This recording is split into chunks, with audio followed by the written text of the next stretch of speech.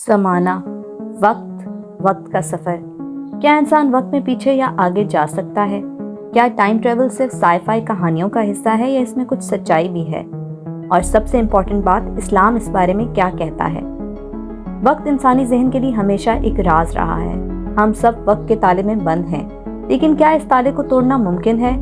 Modern science के मुताबिक जैसे जैसे हम रोशनी की रफ्तार के करीब जाते हैं, वक्त धीमा होने लगता है, और जब ग्रेविटी इंटेंस होती है, जैसे ब्लैक होल्स के पास, तो वक्त का ताकतवर इफेक्ट देखा जा सकता है।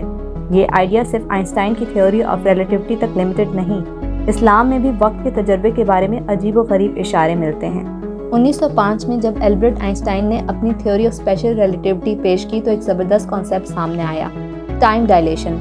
यानी जब कोई ऑब्जेक्ट रोशनी की स्पीड के करीब सफ़र करता है तो उसके लिए वक्त स्लो हो जाता है, जबकि बाकी दुनिया में वक्त तेज़ी से गुजरता रहता है। इसका मतलब अगर कोई स्पेसशिप में रोशनी की स्पीड से सफ़र करे तो उसके लिए सिर्फ चंद दिन गुजरेंगे, जबकि ज़मीन पर सालों या करोड़ों का वक्त गुजर सकता है। इस्लाम में टाइम ट्रेवल के इशारे। अब बात करते हैं इस्लाम की। कुरान और हदीस में वक्त के अजीब तजर्बों का जिक्र मिलता है। सूरत अल-काफ में असहाबे काफ का वाक़या देख लीजिए, और तो उन्हें समझता है कि वो जाग रहे हैं, हालांकि वो सोए हुए हैं। सूरत अल-काफ आयत नंबर 18। ये कुछ जवान लोग थे जो एक घर में छुप गए और अल्लाह ने उन्हें सदियों तक सुलाया, तकरीबन 300 साल, और जब वो जागे तो उनको लगा जैसे बस चंद घंटे सोए हों। ये एक तरह का टाइम ट्रेवल का कॉन्सेप्ट है, वक्त का एक नया तजुर्बा। एक और ज़बरदस्त मिसाल कुरान में मिलती है हज़रत उज़ैर अलैहिस्सलाम का वाक़या।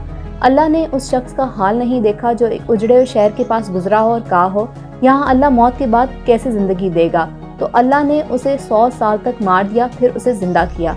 सूरत अल-बकरा। हज़रत उज़ैर अलैहिस्सलाम का जिस्म 100 साल तक वहाँ था, लेकिन जब वो उठाए गए तो उन्हें महसूस ही नहीं हुआ कि इतना वक्त गुजर गया। यानी वक्त के गुजरना और महसूस करना दोनों मुख्तलिफ चीज़ें हैं। इसरा और मिराज, टाइम ट्रेवल का सबसे बड़ा मुअज्जा। टाइम ट्रेवल का सबसे अजीम वाक़या इस्लाम में इसरा और मिराज है। रात के चंद घंटों में नबी मोहम्मद सल्लल्लाहु अलैहि वसल्लम को मक्का से बैतुल मुक़द्दस और फिर वहाँ से आसमानों के सफ़र पर ले जाया गया, और वापस भी। पाक है वो ज़ात जो अपने बंदे को एक रात में मस्जिदुल हरम से मस्जिदुल अक्सा तक ले गई। सूरत अल इसरा। इस सफ़र में वक्त का तजर्बा दुनिया से मुख्तलिफ था।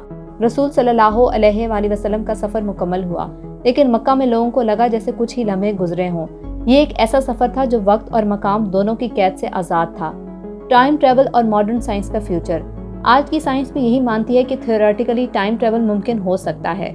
वार्म होल्स, स्पेस टाइम के टनल्स का कॉन्सेप्ट दिया गया है, जिनके ज़रिए वक्त में सफ़र किया जा सकता है, लेकिन अभी तक हमारे पास इतनी टेक्नोलॉजी नहीं है कि हम वार्म होल्स को क्रिएट या कंट्रोल कर सकें। कभी फ्यूचर में ऐसी टेक्नोलॉजी बनी तो हम शायद अपनी माजी या मुस्तकबिल में जा सकें। इस्लाम का पर्सपेक्टिव, क्या इंसान वक्त में सफ़र कर सकता है? इस्लामिक स्कॉलर्स का कहना है कि वक्त में सफ़र अल्लाह के हुक्म से मुमकिन है। अगर अल्लाह चाहे तो किसी को वक्त के ताले से आज़ाद कर सकता है, जैसे असहाबे काफ, हज़रत उज़ैर अलैहिस्सलाम या नबी सल्लल्लाहु अलैहि वसल्लम का इसरा और मिराज। लेकिन अपनी ताकत और टेक्नोलॉजी से इंसान का वक्त में सफ़र कर पाना फ़िलहाल मुमकिन नहीं है। इस्लाम हमें ये समझाता है कि वक्त भी अल्लाह का मखलूक है और हम इसके मालिक नहीं हैं। क्या कुरान में रिलेटिविटी का इशारा है?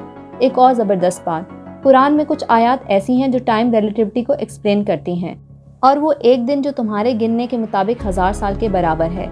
सूरह अल-हज। मलाइका और रूह उसकी तरफ चढ़ते हैं एक दिन में जो 50,000 साल के बराबर है। सूरह अल-मारिज। यानी रब के नज़दीक वक्त का मयार मुख्तलिफ है। ये कॉन्सेप्ट थ्योरी ऑफ रिलेटिविटी से मिलता है, जहाँ वक्त की रफ्तार का ताल्लुक स्पीड और ग्रेविटी से है। टाइम ट्रेवल से जुड़े मसाइल और सवालात। अगर इंसान फ्यूचर या पास्ट में सफ़र करे तो क्या वो अपना नसीब बदल सकता है?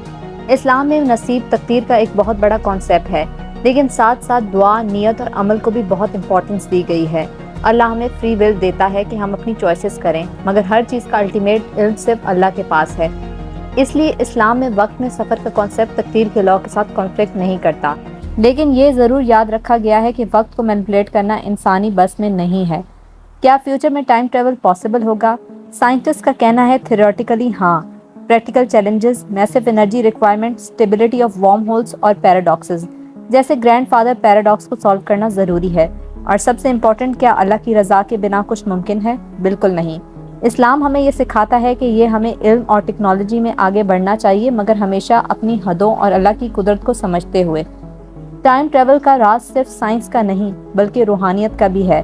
वक्त का मालिक सिर्फ अल्लाह है। ہم وقت کے مسافر ہیں اور ہر مسافر کو اپنا سفر مکمل کرنا ہے، چاہے وقت میں سفر ممکن ہو یا نہیں، لیکن ایک چیز ضروری ہے، ہمارے عمل، ہماری نیتیں، ہماری محنت، یہی ہمارا اصل سفر ہے۔